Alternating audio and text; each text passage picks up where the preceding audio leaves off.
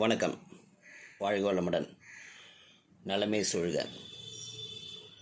ஒரு சின்னதான ஒரு குட்டி கதை, வாழ்வியல் சொல்வதற்காக. சரி, கதைக்கு போவோம். ஒரு காட்டில் ஒரு பாம்பு போயிட்டே இருக்குது. திடீர்னு அங்கே இருந்த பாறை குவியல்லேருந்து ஒரு கல் உருண்டு வந்து அந்த பாம்பு மேலே விழுந்துச்சு. அந்த பாம்பு நசுக்கப்பட்டது. அப்படி நசுக்கினதுனால பாம்பு ஐயோ அம்மான்னு ரொம்ப கூக்குரல் சத்தம் போட்டு கத்துது. ஒரு பெண்மணி அங்கே விரவு பொறுக்கிட்டு இருந்த பெண்மணி அதை கூக்குரலை கேட்டு பாம்பு ஏதோ மடிச்சு பிள்ளைக்குன்னு சொல்லிட்டு வேகமாக ஓடி வந்து பார்க்குறாங்க. பார்த்தா இந்த பாம்பு மேலே கல் போட்டு அழுத்திட்டு இருக்குது. உடனே அந்த பெண்மணி அந்த பாம்பை காப்பாற்றுறாங்க. அந்த கல்லை எடுத்து போட்டு அதை காப்பாற்றுறாங்க. அதை காப்பாற்றிய பிறகு அந்த பாம்பு கூறியது, எனக்கு உதவி செய்பவர்களே கடிக்கப் போவதாக நான் சத்தியம் செய்துள்ளேன் என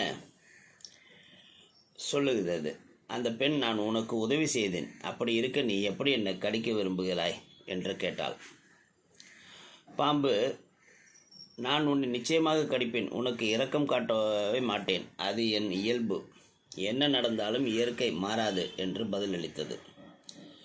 நீ என்னை காப்பாந்து பண்ண, ஆனால் இயற்கையில் என்னை காந்து பண்ணுறவங்களை கடிக்கணுங்கிறது பாம்போட இயல்புன்னு சொல்லிடுது. அந்த பெண்ணை மறுபடியும் சொல்கிறா, நமது இந்த பாதையில் நாம் சந்திக்கும் முதல் விலங்கிடம் கேட்போம். இப்படியே இந்த காட்டில் போயிட்டே இருப்போம்.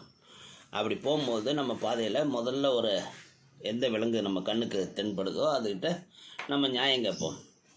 என்னை கடிக்கிறதுக்கு உனக்கு உரிமை அந்த விலங்கு சொல்லிச்சுன்னா இருக்குதுன்னு நீ என்னை கடிக்கலாம்னு சொல்லிவிட்டு அந்த பெண்மணி சொல்கிறா. ரெண்டு பேரும் ஒத்துக்கிட்டு அந்த காட்டில் கொஞ்சம் தூரம் நடந்து போகிறாங்க.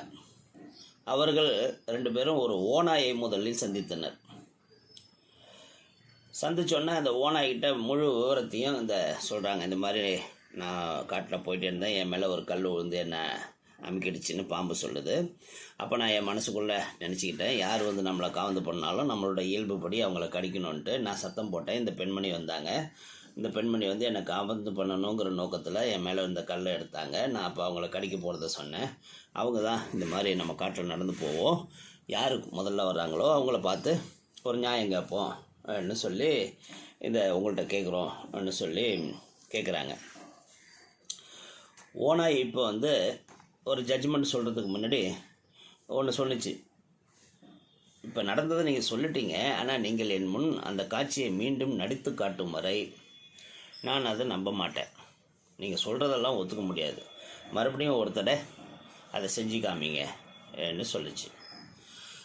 அதற்கு அந்த பெண் பாம்பின் மீது ஒரு கல்லை வைத்து ஓனாயிடம், இப்படித்தான் நான் இதை ஆரம்பத்தில் பார்த்தேன், இப்படி தான் கிடந்தது, அது மேலே இந்த கல் அமுக்கிட்டு இருந்தது, நான் அதை பார்த்துட்டு வந்து எடுத்தேன்னு சொல்லும்போது ஓனாய் கூறியது.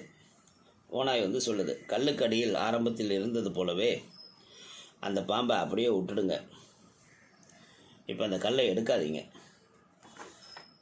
ஓகே, அந்த கல்லுக்கு கீழே அந்த பாம்பு இருக்கட்டும் ன்னு சொல்லி ஒரு ஜட்ஜ்மெண்ட் சொல்லுது. ஏன்னா நன்றி கெட்டவர்கள் ஒருபோதும் உதவிக்கு தகுதியற்றவர்கள். உங்களிடம் கருணை பெறும் அனைவரும் அந்த உதவியை பாராட்டுவதில்லை. நன்றி கெட்டவர்களாக பழையவர்கள்.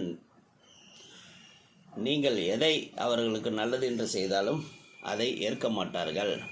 நன்றி கெட்டவர்களாகவே நடந்து கொள்வார்கள். அதனால் கவனமாக இருங்கள்னு அந்த ஓனாய் தீர்ப்பு சொல்லிச்சு. இந்த மாதிரி பல நேரத்தில் உங்கள் வாழ்க்கையில் பல விஷயங்கள் நடந்திருக்கும், நிறைய காயப்படுத்தப்பட்டிருப்பீர்கள். அதனால் வாழ்வியலில் நாம் கற்றுக்கொள்ள வேண்டியது, யாருக்கு உதவி செய்கிறோம் என்பதை சிறிது நேரம் சிந்தித்து முடிவெடுங்கள். வாழ்க வளமுடன். நலமே சூழ்க.